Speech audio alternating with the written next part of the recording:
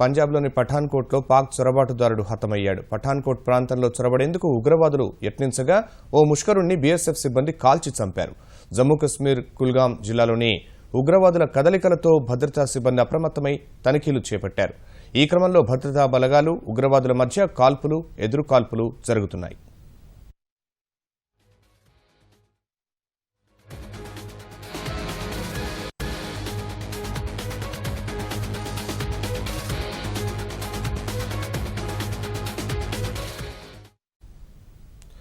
పంజాబ్లోని పఠాన్కోట్లో పాక్ చొరబాటుదారుడు హతమయ్యాడు. పఠాన్కోట్ ప్రాంతంలో చొరబడేందుకు ఉగ్రవాదులు యత్నించగా ఓ ముష్కరుణ్ణి బీఎస్ఎఫ్ సిబ్బంది కాల్చి చంపారు.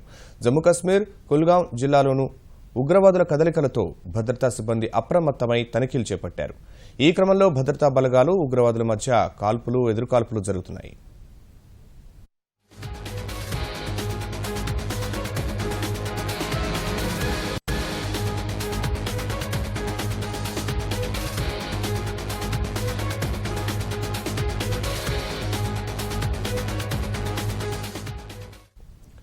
పంజాబ్లోని పఠాన్కోట్లో పాక్ చొరబాటుదారుడు హతమయ్యాడు.